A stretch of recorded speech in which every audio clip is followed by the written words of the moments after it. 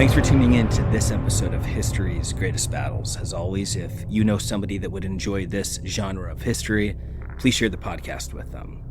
Today is somewhat of an experiment in the direction that Season 2 will go.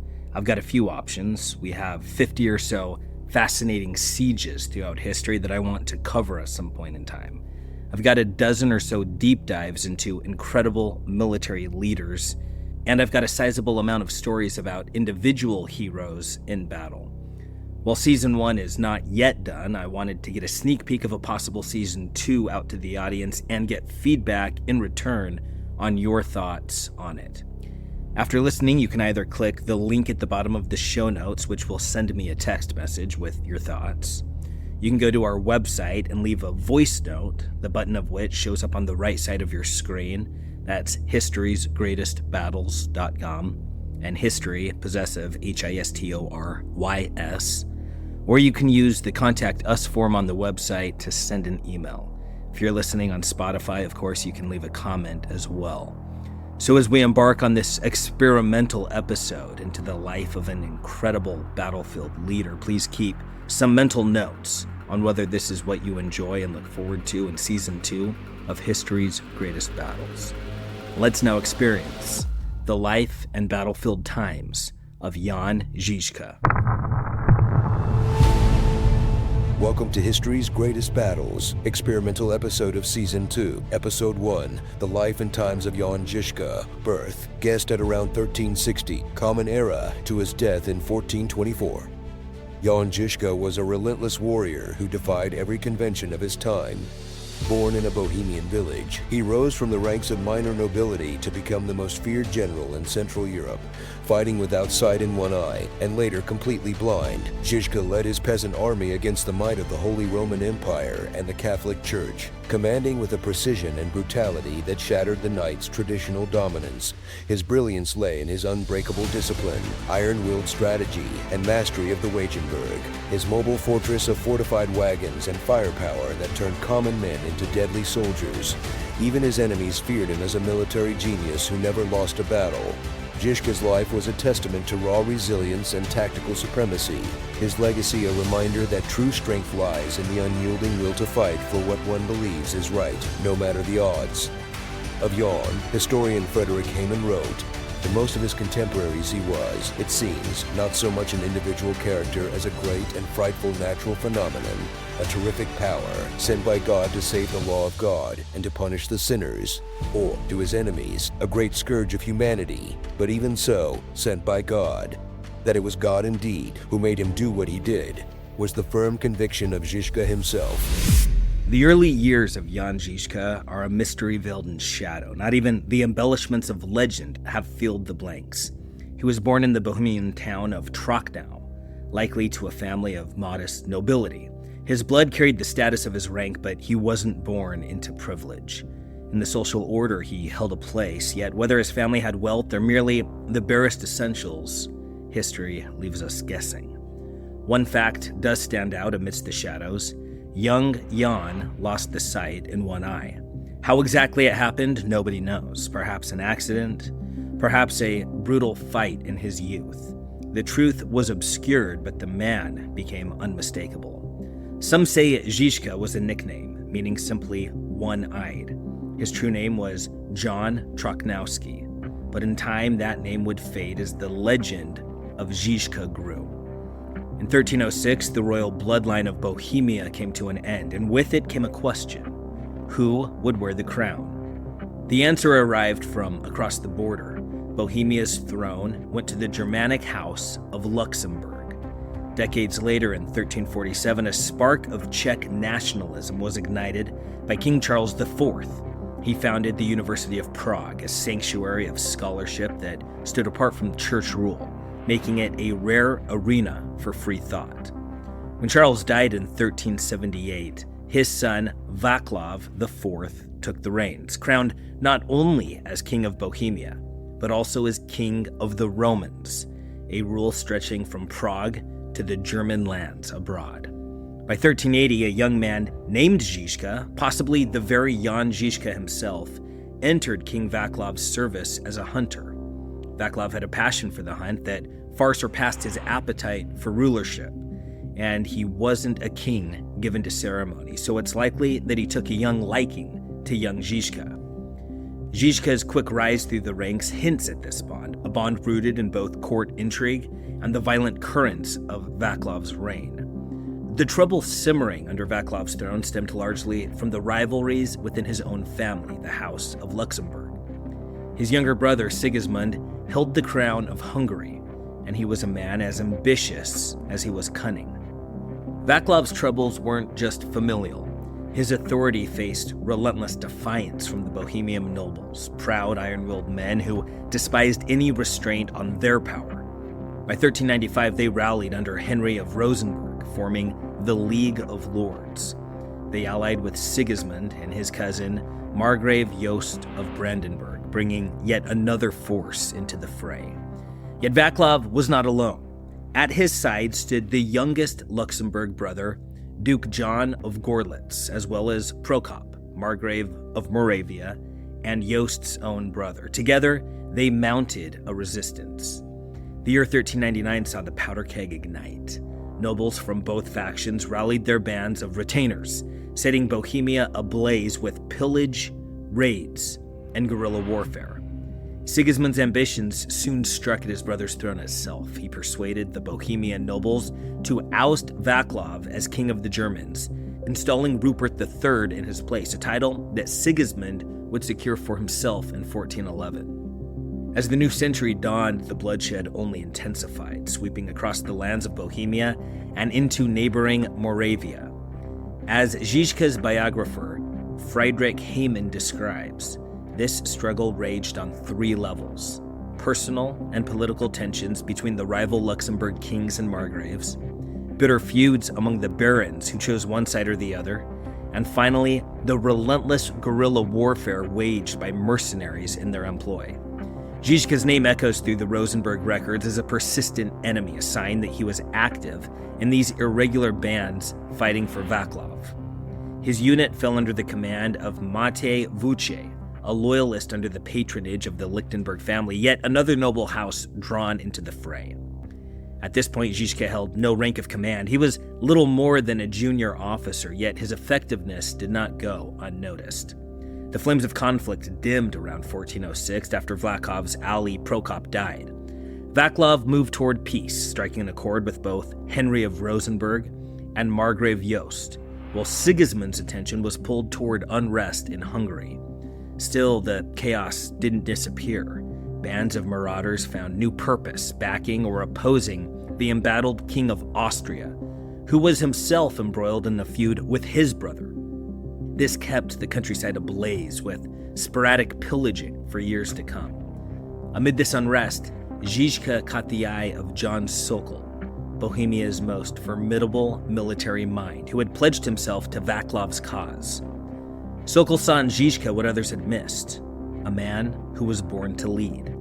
In the rough and tumble world of guerrilla warfare, Zhizhka was already proving himself a natural.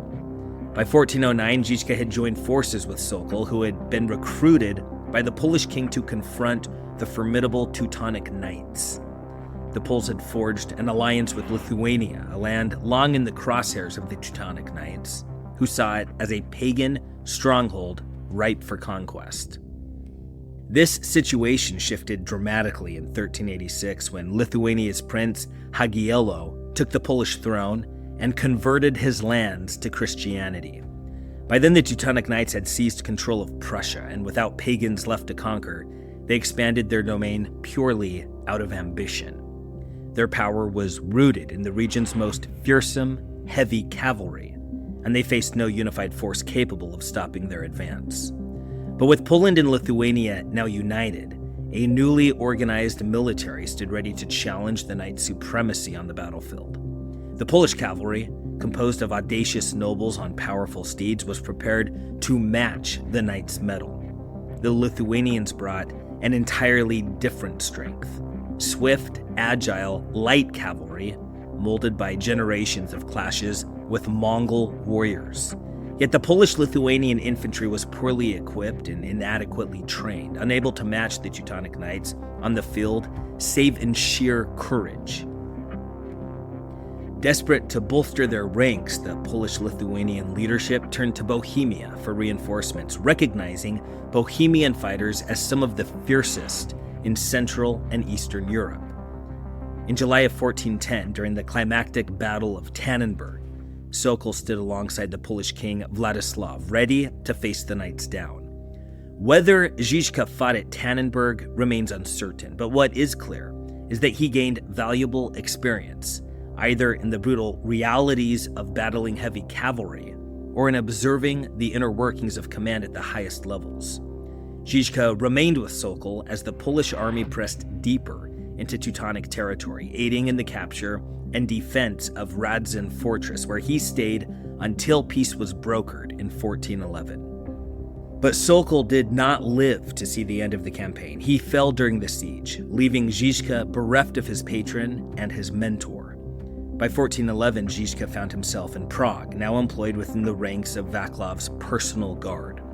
His official title, Portulanus Regius, or Royal Doorkeeper, was a role that brought him close to the seat of power, akin to the rank once held by the legendary Mongol general Subadai. Zhizhka's proximity to power grew, particularly with King Vaclav and his queen Sophia, whom Zhizhka regularly accompanied on her church visits. It was during those Sunday excursions that Zhizhka likely first encountered the fiery sermons of Jan Hus, a university proctor whose teachings would soon shake the very foundations of religious life across East Central Europe. Huss, a disciple of the English theologian John Wycliffe, was unyielding in his belief that Scripture held authority above church hierarchy. His sermons, his lectures, everything he stood for horrified the Catholic nobility, whose Germanic lineage linked them firmly to the House of Luxembourg and to the Orthodox traditions of Rome. Huss's main charges against the church focused on its worldliness and its practice of, quote, communion in one part, end quote, where only the priest received both the bread and wine, while the congregation received only bread. To Huss, this practice defied Scripture. He called instead for, quote, communion in both parts, end quote, or sub utraque specie. His followers would soon be known by this rallying cry, calling themselves Utraquists. These sermons must have left a profound impact on Zhizhka. As Zhizhka's biographer Friedrich Hayman notes, quote, we know that at that time Huss had his most faithful and most determined adherents among the king's courtiers. There is no doubt that Zhizhka later fought for what he believed to be Huss's tenets, though we may be much less certain whether Huss, had he lived, would have approved of Zhizka's fierce ways, end quote. Yet it's worth noting that Huss, like Zhizhka, was often portrayed with words that captured an unbending spirit, bold, fiery, unrelenting, and admired by his followers.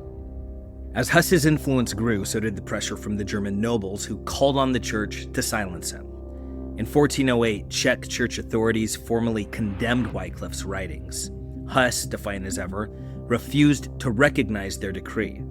The Archbishop of Prague excommunicated him on the spot, a move soon echoed by Cardinal Colonna on behalf of, quote, anti-pope, end quote, John the 23rd. In response, the city of Prague fell under a punishing interdict, with church services forbidden until Huss was driven out.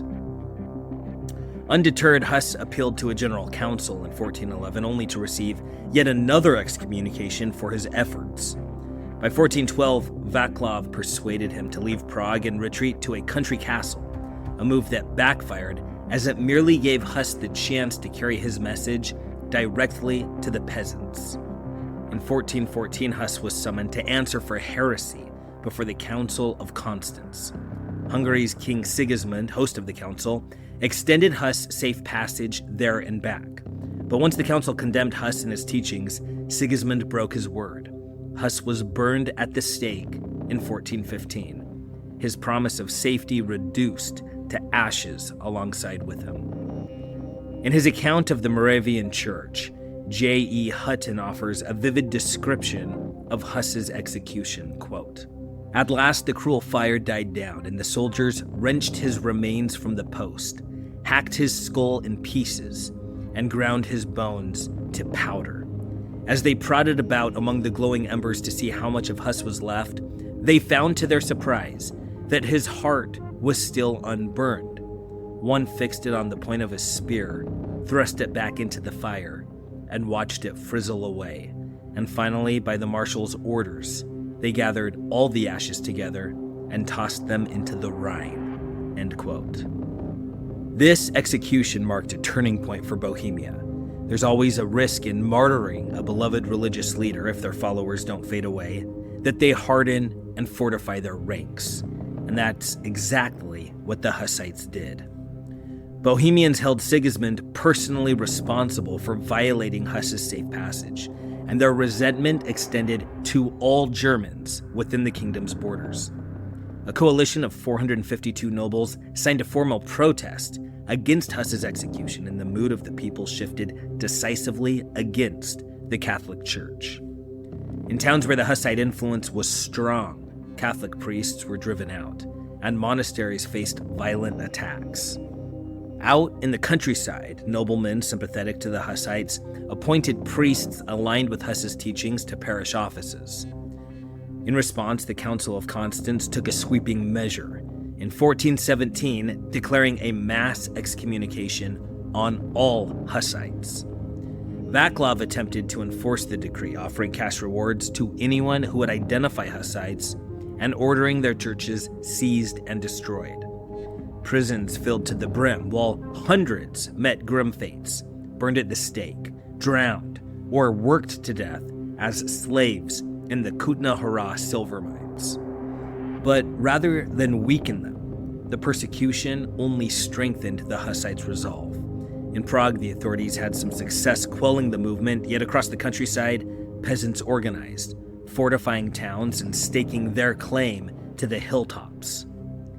The ancient town of Nemejice, 50 miles south of Prague, was renamed Mount Tabor.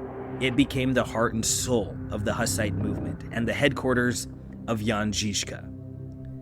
Under the priest, Jan Zhelivsky, the Hussite movement gained a leader whose fervor surpassed even that of Huss himself. Together, he and Zizhka sparked the Hussite Rebellion against the Catholic Church by late July of 1419. On July 6th, Vaclav had ousted the Hussite councilors of Prague's new town, replacing them with hardline Catholics.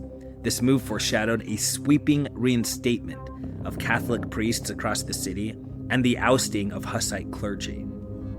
On July 30th, Zhelivsky held a mass in which he served communion in both kinds.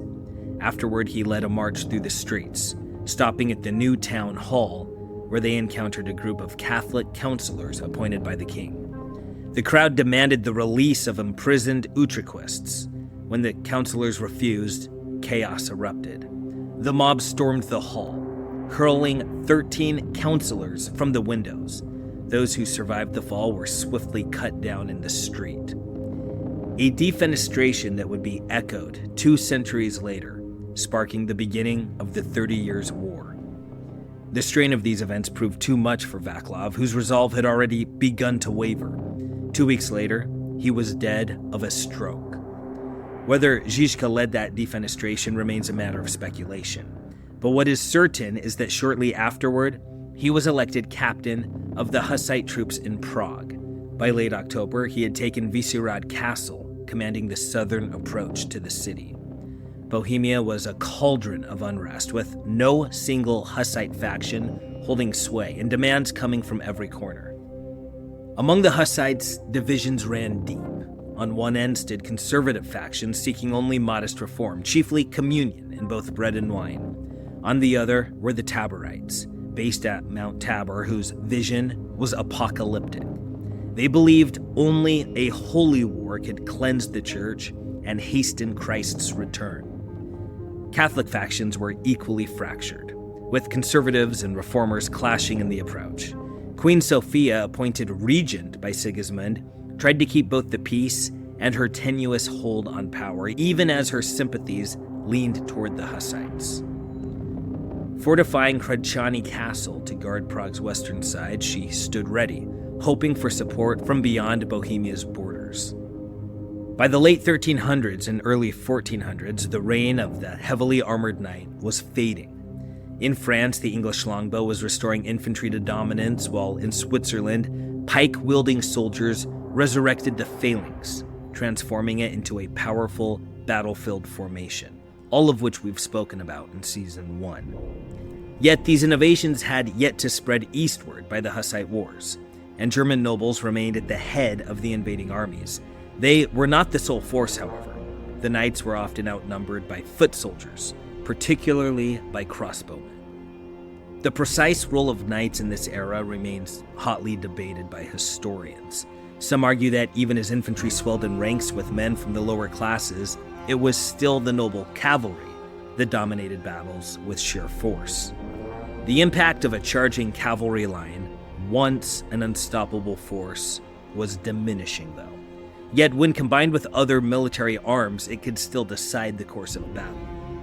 During the Middle Ages, warfare in Europe was relatively infrequent outside of the Crusades, sparing the knights from heavy casualties. This limited bloodshed helped shape their reputation as victorious warriors of unparalleled courage. By the Hussite Wars, knights wore the peak of medieval body armor. Chainmail still had its place among troops in the 14th century, but as longbows and crossbows began to pierce these metal rings with ease, new and stronger defenses were sought. This drive for protection gave rise to plate armor, which had emerged between the 13th and early 14th centuries and would remain a mainstay until the 16th century. At first, it shielded only the upper body, but soon plates covered the arms and the legs as well. The iconic armor of the medieval knight was a compromise between protection and sheer heft, weighing a daunting 50 to 60 pounds. Once unseated, a knight became easy prey for masses of infantry, particularly on wet, boggy ground. Yet on horseback, with a straight sword in hand and a lance braced to his breastplate with an arrêt de cuirasse, the heavy cavalryman of the 15th century was an imposing figure, still capable of havoc when used wisely. Siege warfare reigned supreme in this period, and infantry played a critical role. As the 14th century progressed, battles grew more frequent and casualties climbed. What had once passed as chivalric combat between Christian knights was mutating into outright class warfare. One of the clearest explanations for the rise in battles after 1300 is that infantry forces were beginning to command the battlefield. While medieval Europe had seen battles where infantry won the day, the myth of cavalry supremacy continued to endure.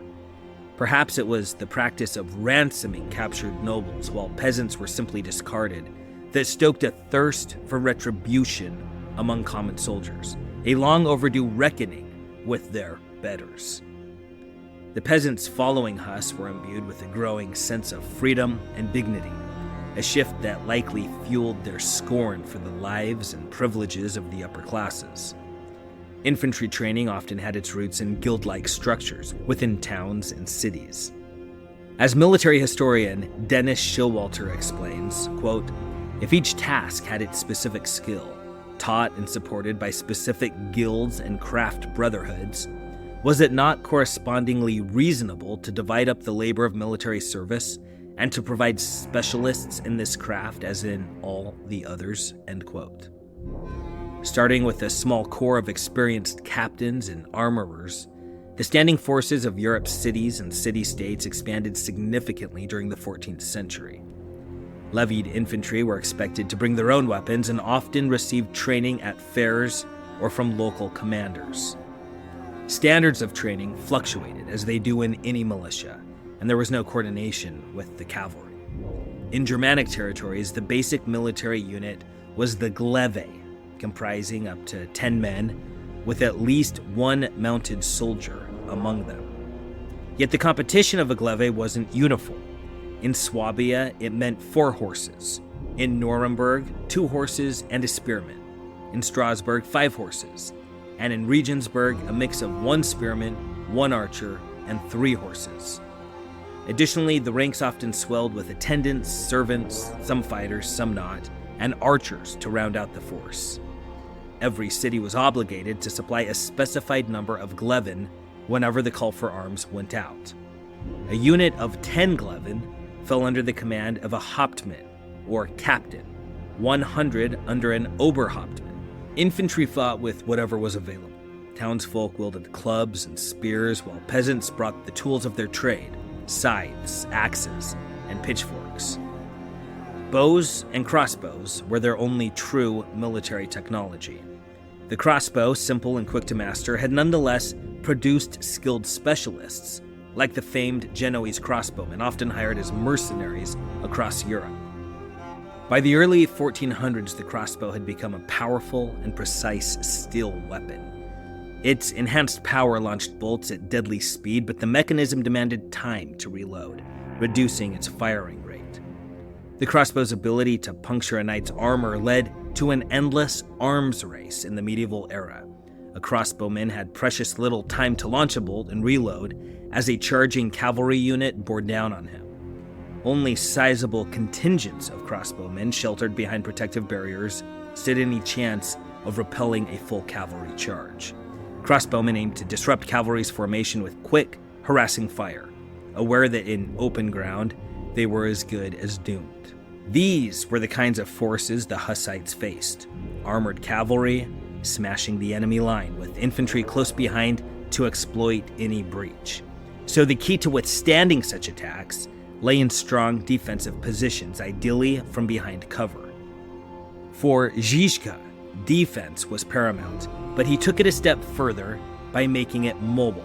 He used modified wagons, fortified to withstand arrows and bolts, as platforms for launching volleys to disrupt his enemies. The first documentation of mobile tanks in warfare. The idea of circling wagons for defense wasn't new. The Romans had used it in their campaigns in Gaul. The Goths had deployed a wagon fort as far back as 378 at the Battle of Adrianople, and it was a familiar tactic for the Byzantines as well. Even the Mongols had adopted this tactic, carrying it with them across Eurasia. Some believe that the Teutonic Knights at Tannenberg withdrew into a wagon fort, known in German as a wagenburg. The formation was also known as Tabor, after the Czech word for camp. Ernest and Trevor Dupuy have hailed it as, quote, one of the simplest and most effective tactical systems in history, end quote. Zizka's genius lay in transforming wagons into customized war machines that anchored his defensive strategy, a tactic that would become his hallmark. Starting with ordinary baggage wagons, he made them formidable tools of defense. He had quick-release harnesses designed to detach horses instantly, while making the harness poles removable so the wagons could be locked end to end, forming a nearly impenetrable line. He chained the wagons together, filling any gaps with detachable shields known as pavises. A secondary wall of boards hung from the side facing the enemy, with the lower planks covering the wheels to prevent infiltration from beneath. These walls were drilled with openings, allowing crossbowmen to fire through. At the back, a ramped opening allowed for reinforcements and resupply during battle. Each 10-foot wagon held a crew of 16 crossbowmen, handgunners, and fighters armed with flails and polearms like halberds. Completing this wagenburg were small cannons stationed between the wagons, ready to unleash their firepower. While the wagenburg concept wasn't new, Zhizhka mastered it through relentless training of his drivers. They trained to respond instantly to hand and flag signals, forming defensive squares, circles, or triangles in mere moments. He moved his wagons in 4 columns, 2 on the outside, 2 on the inside. The wagons had large, iron-rimmed wheels, with the front pair set slightly forward. This allowed one wagon's wheel to lock tightly with the rear wheel of the next, chaining them into a continuous defensive wall. Chaining the wagons into formation took between 1 and 2 hours. When time allowed, the Hussites would dig trenches around their position, piling the earth under the wagons to guard against anyone attempting to crawl through. Zhizka's first deployment of the wagenburg consisted of a mere 7 wagons, but as his forces swelled, he commanded up to 180 wagons, forming a defensive circle spanning nearly 2,000 yards. The backbone of Zhizka's force was made up of peasants, but he also had a handful of nobles with skills in cavalry warfare. These mounted fighters remained within the wagenburg until the enemy charge had faltered. Then a gap would open, and the cavalry would ride out in pursuit. Still, it was the infantry who formed the heart of Zhizka's army. They wore whatever armor they could salvage after battle. Standard uniforms were unheard of. With much of the combat happening behind wagon walls, helmets were the one piece of armor most fighters couldn't do without. The broad-brimmed kettle hat became the standard headgear, common throughout the Germanic regions, with slight variations from one area to the next. Their arsenal included swords and maces, but many also wielded the rough tools of their trades: knives, hatchets, pitchforks, and scythes.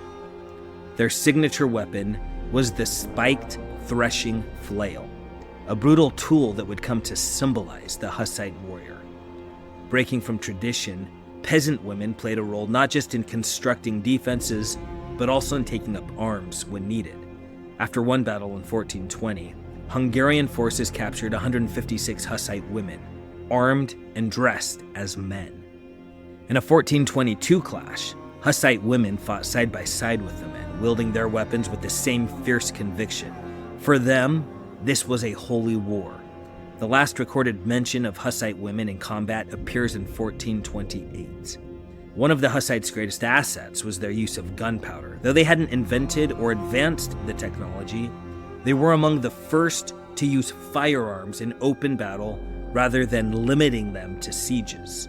These early handguns were simple devices: a 16-inch iron tube attached to a short wooden stock, just long enough to brace against the arm, yet short enough for the gunner to reach back and ignite the touch hole with a smoldering wick. They fired a projectile somewhere between a 50 and 70 caliber. With accuracy nearly non-existent, these weapons were effective only against large groups. German records referred to them as Pfeifenbüchen, or pipe guns, named after the instrument, not a smoking pipe. The Czechs called them Pistola or Piszchala, meaning fife, a term that may well be the origin of our modern word pistol. Some accounts suggest larger guns were mounted on the wagons, but given their tight quarters, this seems improbable.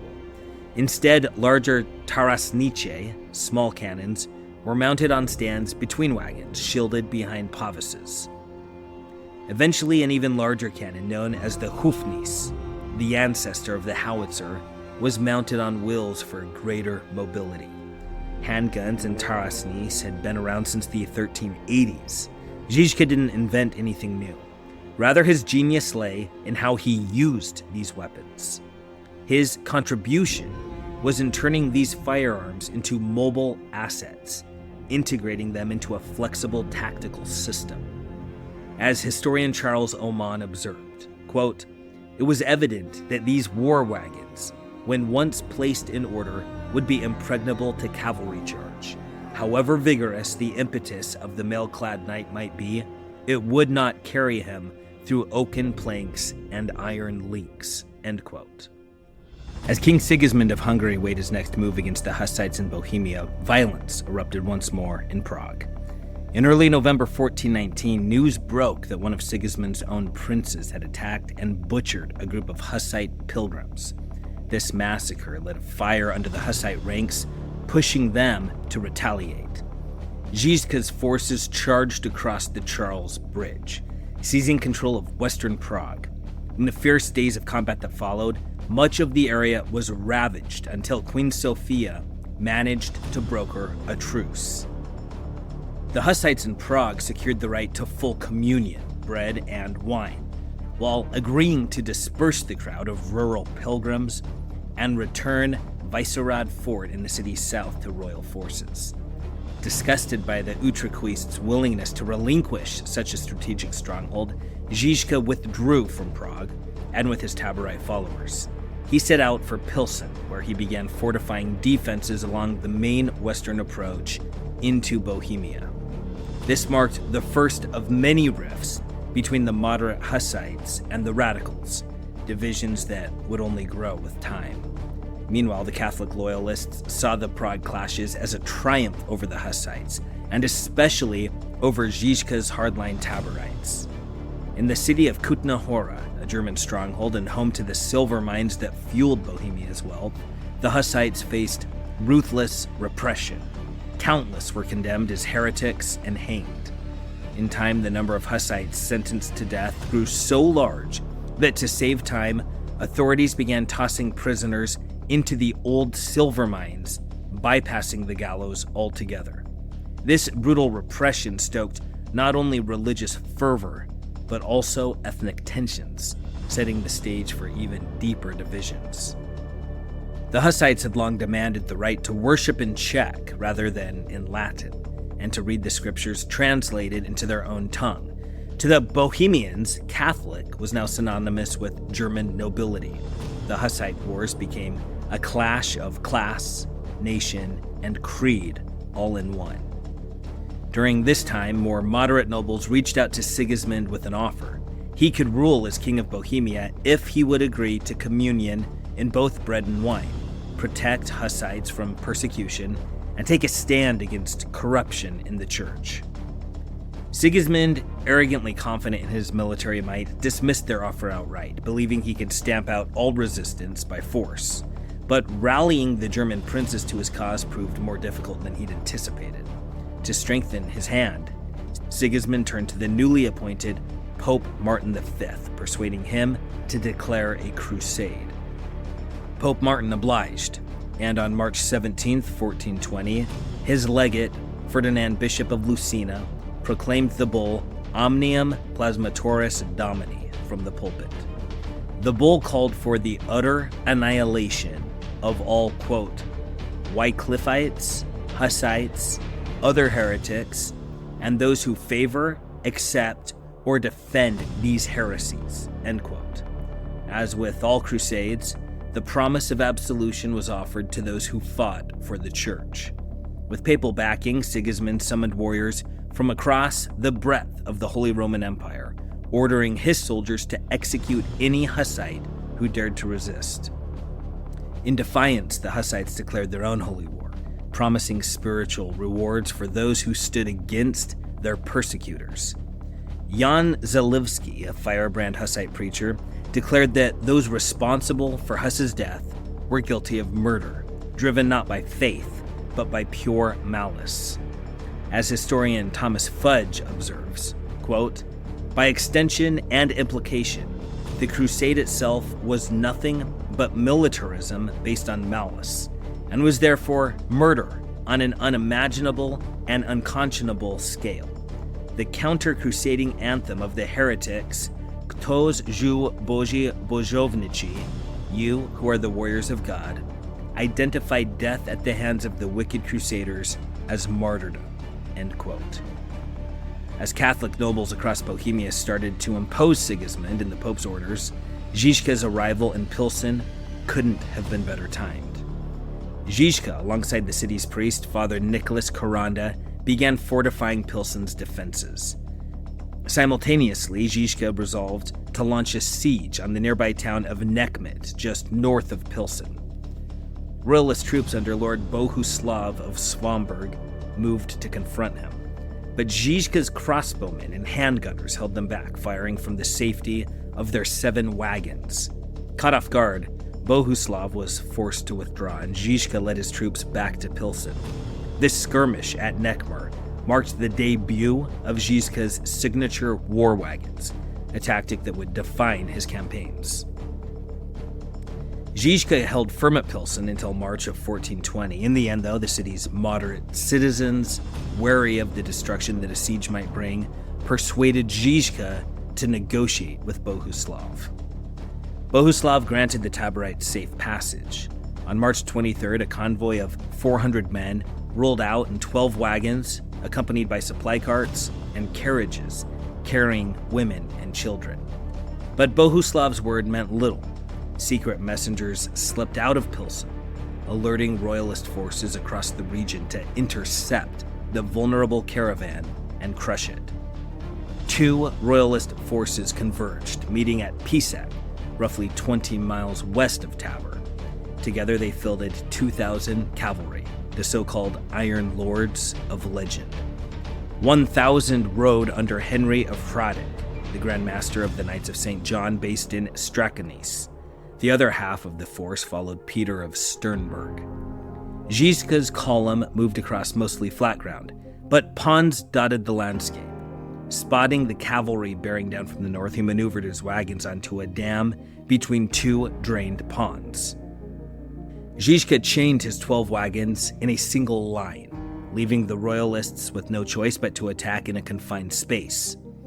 The Hussite cannon, thundering across the field, threw the enemy horses into a frenzy. From their elevated ground, Zhizhka's men held fast with their long spears, halberds, and deadly flails, ready for the knight's charge.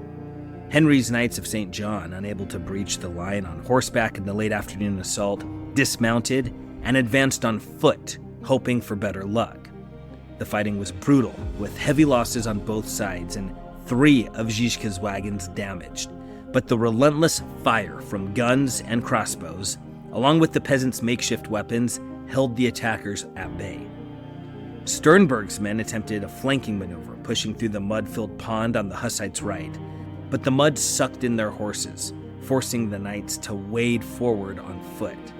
Their heavy armor slowed them to a crawl, and Zhizhka's reserves surged forward, flails and pitchforks in hand, to deliver a merciless blow to the stranded knights. The struggle dragged on into nightfall, descending into pure chaos so deep that knights, blinded by the dark, began striking one another. Zhizhka's own chronicler called the darkness and fog a miracle sent to confound the knights. Meanwhile, a Catholic account claimed that Hussite women had laid veils and scarves on the ground to trip up horses and knights alike. The records of Sudemer are sparse, but 2 major outcomes stand clear. Zhizhka's tactical genius had revealed itself, with his war wagons serving as the linchpin of his defense, and, in his 50s, he had become a national icon in Bohemia. The timing of this victory couldn't have been more potent, coming just as the Pope declared the crusade. It sent Hussite morale soaring. When the enemy forces advanced, Zhizhka led them into an engagement on ground of his choosing, a decision made quickly, but shrewdly. The swift formation of his war wagon line took the enemy by surprise, and the flash and roar of gunpowder weapons threw their horses into chaos. In defense, Zhizhka exploited the terrain, covering both flanks with drained ponds, forcing the enemy to charge directly into his narrow killing ground. The position meant fewer cavalry could engage them directly, while his wagon fort and gunfire shattered the usual momentum of a heavy cavalry charge. Whether on horseback or foot, the knights faced a distinct disadvantage. They lacked the firepower that the Hussites unleashed in waves. With extremely limited manpower, Zhizhka held his ground, unable to press forward until the royalists attempted their flanking maneuver. Then he sent his unarmored reserves, men and women alike, to exploit the helplessness of the armored knights stuck in the mud. He held back any pursuit, exposing infantry to even retreating cavalry forced in open ground would risk turning triumph into disaster. By the next morning, the royalists had vanished, and Zhizhka marched onto Tabor, where he was welcomed in a storm of celebration on March 27th. Once the initial fervor died down, the townsfolk elected their leaders. Zhizhka was chosen as one of 4 captains charged with organizing and training the army, while Nicholas of Huss took up the role of political leader. In his new role, Zhizhka's mission was clear: forge the Hussite ranks into a formidable force. Zhizhka's guiding principle in building his army was simple: cast aside the conventions of centuries. He had to maximize the use of every available resource, manpower, and weapon, often leaning on innovative tactics and weapons that few armies had yet dared to try.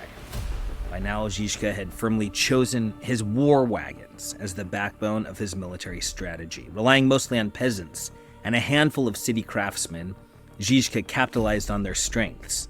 The artisans became his armorers, forging weapons and building cannons.